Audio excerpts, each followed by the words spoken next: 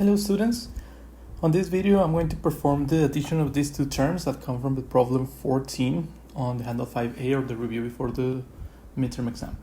Okay, so it looks like we are adding, and I say adding because this is the, you can also say subtraction or addition. It's going to be the exact same thing.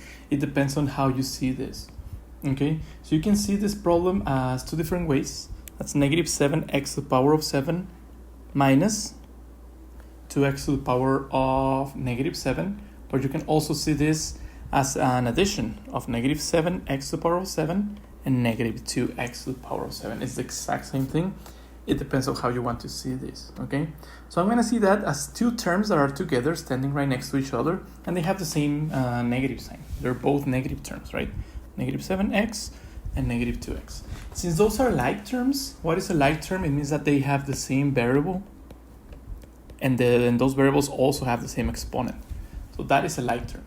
So this is like saying you have negative 7 apples and negative 2 apples. Okay. Yeah, for whatever reason we managed to have negative apples, or negative apples happen to exist, right? So all you're going to be doing is combining those like terms.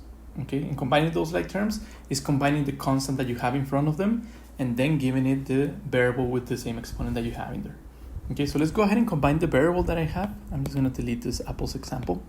Okay, so excuse me, the constant that I have, which is negative 7 and negative 2. If I add those two numbers, that's as addition of two negative numbers or two negative numbers together. It means I have to add their absolute values, which happens to be 9, and I have to give it the common sign. Okay, since those are like terms, it means that the letter is going to carry over with its exponent. We are not adding exponents, we are not multiplying exponents, no rules of exponents are involved in here, because this is just combining like terms, combining those two terms that are alike, like saying x squared plus x squared. That's going to be how many x squares do I have? That's 2x squared.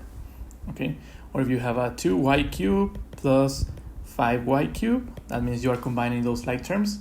5 plus 2, that's 7, y cubed, and so on and so forth. This is the exact same situation over here. If those two terms were to have different exponents, then you won't be able to combine those.